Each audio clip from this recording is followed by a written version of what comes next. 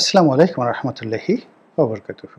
সম্মানিত দর্শক, আপনারা সবাই ইতিমধ্যে জেনে গেছেন যে ডক্টর মোহাম্মদ ইউনূসের একটি সম্ভাব্য বিদেশ সফর বাতিল করা হয়েছে। তিনি সৌদি আরবে যাবেন। সৌদির ক্রাউন প্রিন্স এমবিএম মোহাম্মদ বিন এমবিএস মোহাম্মদ বিন সালমান তার একটি অনুষ্ঠানে তিনি যোগদান করবেন এবং মোহাম্মদ বিন সালমান এ ধরনের অনুষ্ঠানে বিভিন্ন দেশি বিদেশি অতিথিদেরকে দাওয়াত দেন। মূলত তিনি এখন সৌদি আরবকে একটা গ্লোবাল মার্কেট হিসাবে প্রতিষ্ঠা করার জন্যে বিশ্বের যত বিনিয়োগকারী দেশ রয়েছে যারা সৌদি আরবে বিনিয়োগ করতে চায়, তো তাদের জন্য একটি বিনিয়োগ সম্মেলন তিনি করেন এবং অহরহ করেন এবং তার অনেকগুলো মেগা প্রকল্প, অনেকগুলো সংস্কার এই মুহূর্তে পৃথিবীর আলোচিত। তিনি মরুভূমির মধ্যে সবুজ শ্যামল ভূমি, চারণভূমি তৈরির জন্য ট্রিলিয়ন ট্রিলিয়ন ডলারের প্রকল্প হাতে নিয়েছেন। তিনি ভূমধ্য সাগরের মধ্যে, ভূমধ্য সাগর না ঠিক, তার সাথে যে লোহিত সাগর রয়েছে, রেড সি রয়েছে, সেই রেড সির মধ্যে তিনি বিশ্বের অত্যাধুনিক পর্যটন অবকাশ যাপন কেন্দ্র তিনি গড়ে তুলতে চান। পুরো সৌদি আরবকে তিনি এখন উন্মুক্ত করে দিয়েছেন। আপনি আগে যে যদি উমরা করতে যেতেন, হজ করতে যেতেন, মক্কা, মদিনা এবং তায়েফ এর বাইরে আপনি যেতে পারতেন না। কিন্তু এখন আপনি ইচ্ছে করলে উমরা ভিসা নিয়ে সৌদি আরবিয়ার যে কোনো প্রান্তে যেতে পারেন। আবার সাধারণ ট্যুরিস্ট ভিসা নিয়ে আপনি উমরা করে আসতে পারেন। তো এই যে একজন আধুনিক যুবরাজ, তিনি তার দেশটিকে চলমান বিশ্বের সঙ্গে পাল্লা দিয়ে এটি যেন টিকে থাকতে পারে এবং এটি যেন মধ্যপ্রাচ্যের দুটো দেশ, বিশেষ করে কাতার এবং সংযুক্ত আরব আমিরাত, দুবাই এবং আবুধাবি, শারজা, এই যে বিখ্যাত শহরগুলো রয়েছে, এই সকল শহর বা এই সকল দেশের চাইতে তার দেশ যেন আরও দ্রুত গতিতে আধুনিকতার সঙ্গে সামঞ্জস্য রেখে এগিয়ে যেতে পারে, ফাইন্যান্সিয়ালি, তারপরে এনভায়রনমেন্টালি, শুধুমাত্র পলিটিক্যালি না। এই জন্য তিনি প্রাণান্ত চেষ্টা করছেন। তো হয়তো এরকম একটা কোনো সম্মেলনে আমাদের মহামতি ডক্টর মোহাম্মদ ইউনূসকে তিনি দাওয়াত দিয়েছিলেন। বিভিন্ন কারণে ডক্টর মোহাম্মদ ইউনূসকে তিনি দাওয়াত দিতে পারেন। প্রথমত, তিনি একজন সেলিব্রিটি, নোবেল লরিয়েট, আলোচিত ব্যক্তিত্ব। দ্বিতীয়ত, তার ব্যক্তিগত বিভিন্ন রকম প্রতিষ্ঠান রয়েছে। গ্রামীণ ব্যাংক ছাড়াও আরও অনেক প্রতিষ্ঠান রয়েছে ইউরোপে, আমেরিকা, ফ্রান্সে। আমরা এগুলো জানি না, কিন্তু আমরা শুনি যে বাংলাদেশে তার যে ব্যবসা প্রতিষ্ঠান, সেই ব্যবসা প্রতিষ্ঠানের যে আর্থিক ভিত্তি বা বিনিয়োগ, তার সাথে অনেক বড় বড় বিনিয়োগ তার দেশের বাইরে রয়েছে এবং যেটি তাকে দেখে বোঝার উপায় নেই। আমরা না জানলেও বিশ্বের নামকরা ম্যাগাজিন, বিভিন্ন রাজদরবার তাকে ওইভাবে মূল্যায়ন করে তার সেই অর্থনৈতিক সমৃদ্ধির কারণে, তার টাকা পয়সার কারণে। এখন সারা দুনিয়াতেই আসলে ধনী মানুষদের কদর অনেক অনেক বেশি। তো সেই দিক থেকে তিনি সৌদি আরবে বিনিয়োগ করতে পারেন বা করবেন, এই কারণে তাকে দাওয়াত দেওয়া হতে পারে। অথবা উল্টো হতে পারে, সেটি হলো শেখ হাসিনার জামানাতে আমরা জানি যে সৌদি আরবের সঙ্গে বাংলাদেশের একটা নিদারুণ সম্পর্ক গড়ে উঠেছিল এবং মোহাম্মদ বিন সালমান এমবিএস তিনি বাংলাদেশে আসার আগ্রহ প্রকাশ করেছিলেন এবং শেখ হাসিনার সঙ্গে এবং শেখ হাসিনার পুত্র সজীব ওয়াজেদ জয়ের সঙ্গে মোহাম্মদ বিন সালমানের একটি ভালো ব্যক্তিগত সম্পর্ক ছিল। আর এই কারণে সৌদির যে রাষ্ট্রীয় প্রতিষ্ঠান আরামকো, তাদের যে তেল কোম্পানি, আমাদের বাংলাদেশে যেমন পেট্রোলিয়াম কর্পোরেশন রয়েছে, তদ্রূপ ওই দেশের সব কিছু নিয়ন্ত্রণ করে এই আরামকো। এবং সৌদি আরবের সবচেয়ে বড় মন্ত্রণালয় হলো তেল মন্ত্রণালয়, আর সবচেয়ে প্রভাবশালী মন্ত্রী হলো তেল মন্ত্রী।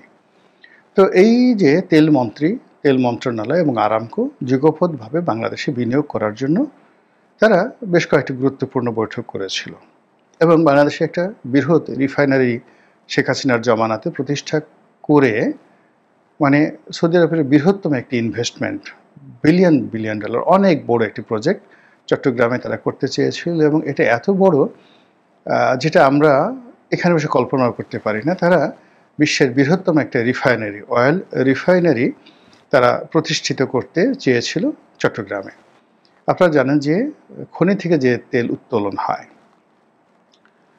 সেটিকে ক্রুড অয়েল বলা হয়, অপরিশোধিত তেল।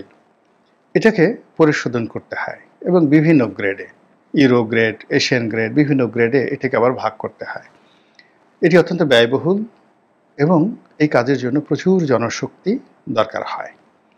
তার সঙ্গে সঙ্গে অনুকূল পরিবেশ দরকার হয়। আপনারা জানেন যে সৌদি আরবের যে টেম্পারেচার, সেই টেম্পারেচার ইন জেনারেল দিনের বেলাতে এখানে 42 ডিগ্রি থেকে শুরু করে কখনো কখনো 48 ডিগ্রি পর্যন্ত হয়ে যায়। এবং এই তাপমাত্রাতে আপনি যদি একটা কড়াই, ফুটন্ত কড়াই বা সাধারণ স্টিলের একটা কড়াই মরুভূমির উপর রাখেন এবং তার উপরে যদি আপনি ডিম ছেড়ে দেন, ওটা অটোমেটিক পোজ হয়ে যাবে, ভাজি হয়ে যাবে, এত গরম। তো সেখানে তেলের মতো দাহ্য পদার্থের একটি প্রকল্প, সেটা রিফাইনারি বলেন বা অন্য যে কোনো জিনিসই বলেন, ওটিকে ঠান্ডা রাখার জন্য তাদের যে পরিমাণ অর্থ ব্যয় করতে হয়, তা আমাদের দেশের মতো একটি নাতিশীতোষ্ণ পরিবেশ, যেখানে সারা বছরই টেম্পারেচার একটা চমৎকার আবহাওয়ার মধ্যে থাকে। শীতকালে 10, 12, 15, 16, কোনো কোনো এলাকাতে 7, 8, আর গরমের দিনে সর্বোচ্চ 31, 32, 33, 35 হলে আমাদের মাথা খারাপ হয়ে যায়। তো এরকম একটি আবহাওয়ার মধ্যে যদি তারা একটা রিফাইনারি প্রতিষ্ঠান গড়ে তুলতে পারে এবং ক্রুড অয়েলগুলো তারা সেই গভীর সমুদ্র বন্দরে এনে তারপরে এখান থেকে রিফাইন করে তাদের যে এশিয়ার মার্কেটগুলো রয়েছে, বিশেষ করে চীন, তো চীন, জাপান এবং অন্যান্য দেশে তারা এখান থেকে সাপ্লাই দিতে পারে, তাহলে তাদের যে খরচ অনেক কমে যায় এবং আমরাও অনেক লাভবান হব। তো এরকম একটা বিশাল প্রজেক্ট শেখ হাসিনার জমানাতে হওয়ার কথা ছিল, কিন্তু যেটি শেখ হাসিনার পতনের পরে মুখ থুবড়ে আছে এবং ওটা নিয়ে এখন আলাপ আলোচনা নেই। হয়তো ডক্টর মোহাম্মদ ইউনূসের সাথে এই বিষয় নিয়েও আলাপ আলোচনা হতে পারত, আমি যেটা মনে করি। এবং সেটা যদি ডক্টর মোহাম্মদ ইউনূস করতে পারতেন, তাহলে কোর্স অফ অ্যাকশন, মানে তার সরকারের যে কোর্স অফ অ্যাকশন বা তার সরকারের যে তকদির, সেই তকদির খুলে যেত। এনিওয়ে, কিন্তু তিনি হঠাৎ করে আমাদের সবাইকে আশ্চর্য করে দিয়ে তার সরকারের পক্ষ থেকে বলা হলো যে তিনি এই সফরটি বাতিল করেছেন। এখন প্রশ্ন হলো যে আমাদের সরকারের পক্ষ থেকে এটি বাতিল করা হয়েছে না সৌদি সরকারের পক্ষ থেকে বাতিল করা হলো, এটি নিয়ে আমি কোনো প্রশ্ন করব না, আমার জানারও কোনো আগ্রহ নেই। কিন্তু আমার খুবই অবাক করা যে বিষয়, সেটি হলো যে আমরা জানি যে গত 14 মাসে, না 14 মাসে, গত 14 মাসে ডক্টর মোহাম্মদ ইউনূস 14 বার বিদেশ ভ্রমণ করেছেন। আর এবার যদি তিনি যেতেন, তাহলে তিনি 15তম তার সফর তিনি সমাপ্ত করতেন। এবং সৌদি আরব এই সফরটি তার জন্য, তার রাজনীতির জন্য, তার দলের জন্য, তারপরে তার শুভানুধ্যায়ীদের জন্য একটা হাতিয়ার হতো। তিনি নিঃসন্দেহে এই সময় যদি যেতেন, তাহলে উমরা করতেন, তিনি মক্কা যেতেন, মদিনা যেতেন, তার সঙ্গে তার যে সহকর্মী যারা আছেন, মহিলা বিশেষ করে লামিয়া মোর্শেদ, তিনি সৌদি আরবে গেলে তাকে অবশ্যই বোরকা পরতে হতো, হিজাব পরতে হতো। তারপরে তারা যদি উমরা করার সুযোগ পেতেন বা উমরা করতেন, তাহলে তাদেরকে নিয়ে ইসলামের যারা আছেন, দক্ষিণপন্থীর লোকজন আছেন, তারা রীতিমতো আনন্দ উদ্বেলিত হতেন, ওয়াজ করতেন যে এই যে ডক্টর মোহাম্মদ ইউনূস, আল্লাহ তাকে হেদায়েত দান করেছেন, তার প্রতি রহম করেছেন, তিনি নবীর দেশে গিয়ে হেদায়েত প্রাপ্ত হয়েছেন, আরবের খুরমা খেজুর খেয়েছেন, উটের দুধ খেয়েছেন, তারপর তিনি সেখানে গিয়ে নিজে মাশাল্লাহ সেই ইসলামের যে অন্যতম একটি কল্যাণময় ধর্মাচার, সেই ধর্মাচারে তিনি সম্পন্ন করেছেন, মানে উমরা সম্পন্ন করেছেন। তো ইত্যাদি ইত্যাদি নানা রকম ন্যারেটিভ তৈরি করা হতো।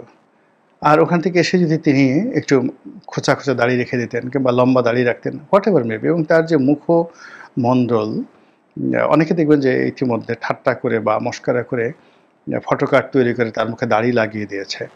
কিন্তু সত্যিকার অর্থে তিনি যদি দাড়ি রাখেন এবং তার চুল যেভাবে সফেদ সাদা, তার সঙ্গে যদি সাদা ধবধবে দাড়ি থাকতো, তাহলে জামাতের আমির এখন যিনি রয়েছেন, তার সাথে বিশ্বাস করেন ডক্টর মোহাম্মদ ইউনূসকে 100 গুণ ভালো লাগতো। তাকে দেখলেই মনে হতো যে তিনি একজন অলি আল্লাহ, তিনি একজন টাটকা অলি, জিন্দা অলি। ফলে এদেশে যে দক্ষিণ পন্থা রাজনীতি বা ধর্মভিত্তিক যে রাজনীতি, সেই রাজনীতির একটা প্রাণ পুরুষ তিনি হয়ে যেতেন কোনো রকম বাধা এবং বিঘ্ন ছাড়া। এটা হলো বাস্তবতা। এখন এই সুযোগটা তিনি কেন হারালেন? ২ নম্বর হলো, যেখানে অনেক অপ্রয়োজনীয় দেশ, অনেক দূরতম দেশ, যেখানে তার এই বৃদ্ধ শরীর নিয়ে তিনি 18 ঘন্টা, 19 ঘন্টা, 20 ঘন্টা, এমনকি 36 ঘন্টা জার্নি করে সে ব্রাজিলের মতো জায়গাতে গিয়েছেন, তিনি মিশরের মতো জায়গাতে গিয়েছেন, কত দূরে দূরে তিনি গিয়েছেন। তো সেই তুলনাতে মাত্র 4.5 ঘন্টা, 5 ঘন্টা জার্নি করে তিনি যদি জেদ্দা যেতেন, দাম্মাম যেতেন, দাহারান যেতেন, তিনি যদি তায়েফে সেই কুটনি বুড়ির যে বাড়ি, সেই বাড়িতে যেতেন, তিনি যদি মোহাম্মদ বিন সালমানের সঙ্গে একটা ছবি তুলতেন, তারপর বাদশার সঙ্গে তার যদি একটা ছবি থাকতো, মসজিদে নববীতে তিনি আল্লাহ রসুলের রজা মুবারক জিয়ারত করতেন, বাইতুল্লাহ শরীফ তাওয়াফ করতেন, কি অসাধারণ একটা সুন্দর যাকে বলা হয় দৃশ্য তৈরি হতো। এছাড়া মক্কা এবং মদিনাতে যে হোটেল কোয়ালিটি, সেখানে হিলটনের বেস্ট হিলটন হোটেল, সারা দুনিয়াতে যে Hilton one of the finest hotel, তো সেই হিলটন হোটেলের মধ্যে সবচেয়ে ভালো হোটেলগুলো কিন্তু মক্কা মদিনাতে রয়েছে। শুধু হিলটন না, সুইসটেলের যে হোটেল আছে সেটা one of the finest hotel in the world. তো তিনি যে 7 স্টার হোটেলে গিয়ে, বিশ্বের বড় বড় শহরে, নিউ ইয়র্কে যে মানের হোটেলে থেকেছেন, ইংল্যান্ডে গিয়ে যে হোটেল থেকেছেন, তার চেয়ে অনেক অনেক ভালো হোটেল তিনি সেখানে পেতেন মক্কা মদিনাতে। অধিকাংশ মক্কা এবং মদিনাতে কতগুলো রাজকীয় প্যালেস রয়েছে, যেটি বিভিন্ন দেশের রাষ্ট্রীয় মেহমানদের জন্য সৌদি বাদশাহ সেখানে মেহমানদেরকে থাকার ব্যবস্থা করেন। এবং ওইগুলো আরও, মানে আপনি মদিনার যে কয়েকটা রাজকীয় প্যালেস আমি দেখেছি পাহাড়ের উপরে, মক্কার পাহাড়ের উপরে যে কয়েকটা রাজকীয় প্যালেস রয়েছে, আপনার অনেকে যারা হজ করতে গেছেন মিনাতে, মুজদালিফাতে, তারপরে শেষে আরাফাতের ময়দানে যে রাজকীয় প্যালেসগুলো রয়েছে, ডক্টর মোহাম্মদ ইউনূসের মতো মহামানবদেরকে যেখানে রাখা হয়, তো এখানে যদি উনি থাকতেন, তাহলে ওনার জীবনের যে কোর্স অফ অ্যাকশনটি, এটিতে একটা নতুন মাত্রা যুক্ত হতো। এর কারণ হলো, আমরা যতটুকু জানি তিনি অনেক জায়গাতে গিয়েছেন, কিন্তু হোয়াইট হাউসে এখন পর্যন্ত রাত্রি যাপন করেননি।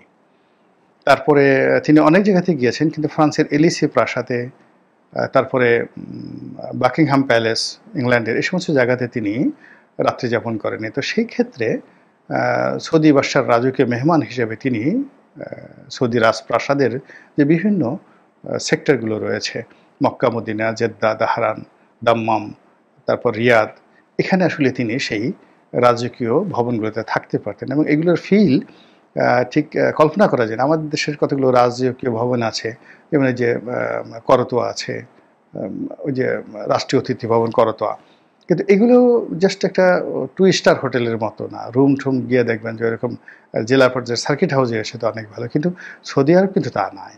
সৌদি আরবের ওইগুলো দেখলেই আপনি বুঝতে পারবেন যে ওইগুলো 7 স্টার হোটেল, বুর্জ আল খলিফার সবচেয়ে দামি যে রুমটি, তার চেয়ে অনেক ভালো তারা সেভাবে তারা ব্যবস্থা করে রেখেছে। তো এরকম একটা সুযোগ উনি কেন হারালেন, বা উনি কেন গেলেন না, বা উনি যেখানে একটা যাওয়ার জন্য সব সময় এত কষ্ট স্বীকার করেন, এই যে এই সময়টিতে এসে তিনি হঠাৎ করে এটা বাদ দিলেন, এটা আমার কাছে পৃথিবীর 8ম আশ্চর্য বলে মনে হয়। আপনারা জানেন যে 7 ওয়ান্ডার্স প্রাচীন দুনিয়াতে ছিল, মধ্যযুগে ছিল, তার মধ্যে একটা হলো তাজমহল। তো আপনার কাছে তাজমহলের মালিকানা আছে, কিংবা আপনার কাছে ধরুন সেই গ্রেট ওয়াল, চীনের মহাপ্রাচীরের মালিকানা আছে, সেই মালিকানা আপনারা ছেড়ে দিলেন। এটা একটা 8ম আশ্চর্যের মতো ঘটনা।